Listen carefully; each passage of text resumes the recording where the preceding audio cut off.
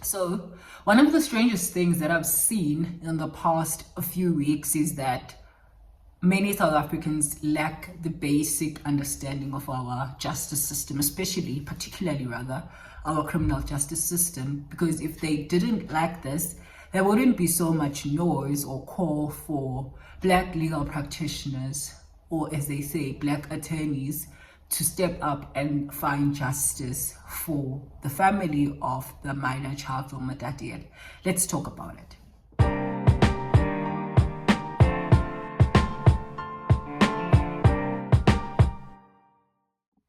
Hi, if you are new here, Gamango Asanda Gandini, and I am an admitted attorney and I practice law both in criminal and civil procedures. So I actually dabble on both. Now, here's the thing: attorneys do not prosecute criminal cases that are currently ongoing. And let us unpack. I'm going to try and be very brief because this is not legal advice. I saw this call and someone even sent it to me to say, what are your thoughts? Why are attorneys so quiet? Why are you guys so quiet? We don't prosecute. So criminal matters in South Africa or cases are prosecuted by the state through the National Prosecuting Authority, not private attorneys. When you see us in court for criminal matters, we are there specifically to defend the criminals. Prosecutors are public servants. They are not particularly hired by a specific private person. They work for the state because in our legal system, when one commits a crime, they actually commit it against the state. That is why you wouldn't find a criminal case being called to say Asanda versus Asanda. It would be the state versus, I don't want to say my name, versus Banana. So that would be the thing. So that's the role of the National Prosecuting Authority. So we, as I've stated, we represent clients through defending them, or what we can do while a criminal matter is ongoing is to assist complainants with maybe assisting them in understanding the procedure. So you can book a consult with an attorney and they'll explain to you how does the procedure work. You can also hire an attorney to be on watching brief as an interested person in the case. But also in that watching brief, you can't just hire a practitioner to come and hear what the other testimonies of other people are saying and then come back and testify. That wouldn't be allowed. Okay. But maybe for things like pre-trials and whatnot, you can look into that. So an attorney basically cannot wear the hat of a prosecutor in a criminal trial. However, one can prosecute a crime privately, but that's if the state has refused to prosecute that particular crime and issued what we call a newly prosecutor certificate. I'm butchering that, I'll write it here. So then as a person, you would then have to hire a legal team that you will fund out of your own pocket to investigate and run the cases, basically represent you as your case as the private prosecutor and then try before a court. So you look at all of that, and that's how it works.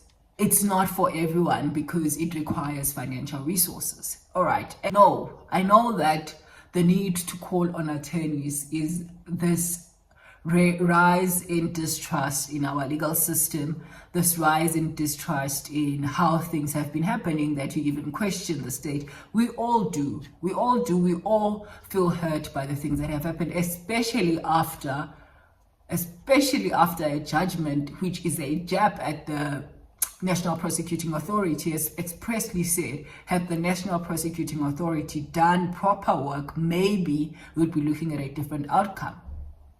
So we can't just ignore that fact that that's the reason why people call on private attorneys to say, let's do this. But unfortunately, I as a private attorney cannot walk into court and say, NPA, I'm taking over. No, they need to withdraw or authorize as you would. And do, obviously, should it be that the state fails to prosecute and you feel that you feel strongly that their failure to prosecute has caused certain harms to you, we can do a civil trial for you. We can do things like that. And we can also hold the NPA accountable, demand transparency during the time of your criminal trial going on, because trials actually take time. You could be arrested this year, but only come for maybe a pre-trial sometime next year. That's how long our systems go. That's what we can do. We can provide that sort of support while the state is continuing with their prosecution. But we can't just take over. And this wildness of people saying, I'm willing to pay as much money, because I saw a certain very loud celebrity saying that he's willing to pay money for the prosecution of, or finding justice rather, because I'm even failing to understand when you say you are calling on attorneys to assist with finding justice. What do you mean? Do you say we must go and prosecute, or you are saying that we must investigate? What are you saying? So maybe that's where everything lacks. And also my cry, or my beef rather, with the whole thing is that it has been taken to be a mouth or a talking piece for a lot of people, and that goes with a lot of crimes that happen in South Africa, and that is why a lot of mistakes happen. They closed the school down without following proper procedure. The school was reopened the next day, and then everyone blamed the justice system of South Africa, where one can just blame the impulsiveness of our decision makers, the people in government, not following procedures. These things are statutory. They are there. If this is the procedure that the School Act stipulates for deregistration of a school, follow it instead of just going and closing a school down simply because somebody wrote on Facebook with a following of 1 million and said the school must be closed. Because that's how that's how the state often lose the battle of justice against many things. I could go on for a very long time speaking about situations that have happened in our faces by our justice system failing, simply because state was impulsive. Not NPA specifically, but people that work in government were impulsive and could have led to a mistrial, led to a whatever it is that was justice miscarried for the victims or the complainants, which could have been avoided had procedure been followed, had people not been impulsive. So that's that. And finally, let's not seek let's stop with the publicity stunts that are continually going on around victims. I always have an issue with speaking about these issues because they do directly affect me, and I get so upset when they become just talking pieces for people, and it's not fair. And what hurts me the most is that the name of the child is all over, everywhere. If that's their real name, she's everywhere. Simply, and even if she gets the justice, even if the people get arrested, for a very long time, she won't just be stigmatized by other people, but she'll walk around, and she will be walking around with this publicly, assuming that people know this about them. I don't say it's better for certain people that say, at least it's my family and close friends that know about this, I can live with it, or certain partners that know about this and I can live with this. You can't live with this. It's trauma that even after courts have locked the person away, it will haunt you for most of your life. It will affect most of your relationships. Some of us have trouble trusting men around teenage girls, young girls. As soon as a certain uncle or a certain guy friend is too close to a young guy, to a young girl, in as much as you know this person, you trust this person, you also have at the back of the mind that maybe I trusted the person who did this to me years ago, and this happened, and it's a scar that lives forever. So she's going to live with this, and people prey on that, and for just the sake of publicity, it's not right. So I think what legal practitioners in closing need to do, especially attorneys need to do, that we need to do, is maybe focus on long-term reform of our justice system, submit papers, do whatever it is that needs to be done in assisting in reform of our legal system.